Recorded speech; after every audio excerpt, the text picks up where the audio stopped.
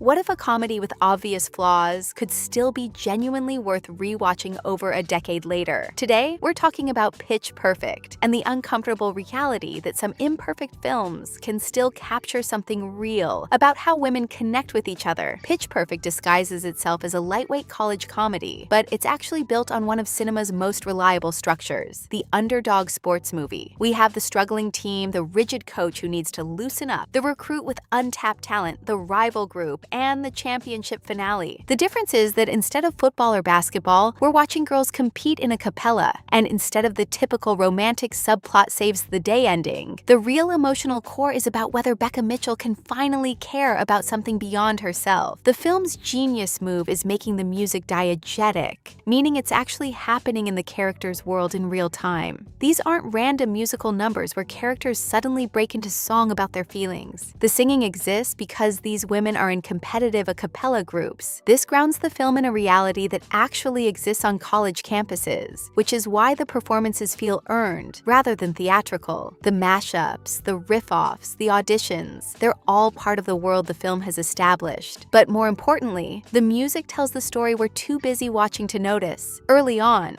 when the Bellas are stuck in their rigid traditions, their performances sound discordant and stiff. Listen to how the music mirrors their internal dysfunction. As they begin to trust each other and blend Aubrey's structure with Becca's creativity, the arrangements become fuller, richer, more confident. By the finale, when they perform the price tag and Don't You Forget About Me mashup with those dubstep elements, you can hear that they've become a unified group. The music didn't just accompany their character development, it was their character development. Here's where we need to talk honestly. Pitch Perfect was built to entertain a specific audience, young women and teenagers, and in doing so, it made some choices that haven't aged well. The film relies on stereotypes and coded language in ways that go beyond absurdist humor. Lily, the Asian character, is defined almost entirely by the fact that she speaks too softly to be heard, leaning into the submissive Asian woman trope. Cynthia Rose, the film's only Black lesbian character, is repeatedly portrayed through a predatory lens with jokes about inappropriate touching that reinforce harmful stereotypes about both Black women and queer people. Flo, the Latina character, has no meaningful character arc. She's essentially there for jokes about her immigrant background. Even Kimmy, Becca's roommate, is stereotyped as the cold, insular Asian student who only hangs out with other Asians. The danger here isn't that the film is trying to be edgy. The danger is that these jokes are presented as straightforward comedy, not satire. Young audiences absorb the message that it's acceptable to laugh at these caricatures, and the film never offers enough complexity to challenge that assumption. The Beck-Chloe subtext, the charged moments between Becca and Chloe that fans latched onto, also reveals another problem. The franchise noticed this fan response and leaned into it, creating marketing that teased a queer relationship that never materialized. They profited from the emotional investment of queer young women,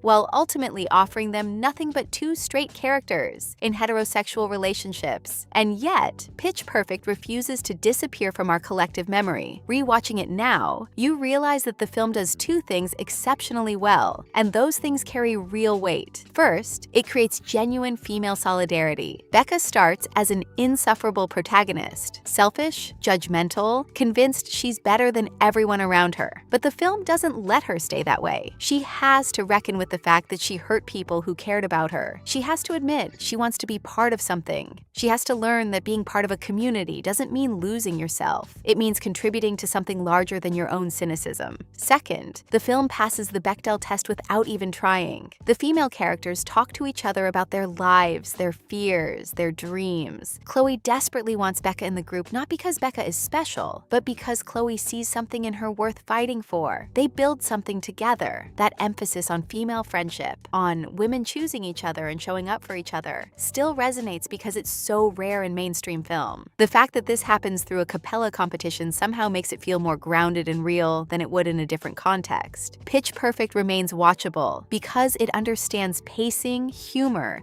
and emotional payoff. It knows exactly how to keep an audience engaged. The cups moment, which became iconic, works not because it's technically complex, but because it introduces us to Becca's vulnerability vulnerability in a subtle, charming way. The riff-off scene remains fun to watch because each Bella gets a moment to shine. The finale lands because we actually care whether this group of misfits pulls off a victory. Is Pitch Perfect actually a perfect movie? No. It has lazy representation, offensive jokes that don't work as satire, and it definitely profits from queer subtext it refuses to deliver on. But is it still culturally significant? Absolutely. Does it still hold up as genuinely entertaining? For the most part, yes. The problem is that we've built a narrative where a film has to be either flawless or forgettable. Pitch Perfect exists in the uncomfortable middle ground, where it can be both fun to watch and worthy of critical examination. The film's flaws are real, and they deserve to be named. But its strengths, the integration of music into narrative, the genuine care between its female characters, the confidence in its own silliness, those are real too. This is Ladies First, watching women in movies. Here, we empower women by reviewing and discussing films that highlight their stories, struggles, and achievements. Don't forget to like, subscribe, and share your thoughts in the comments.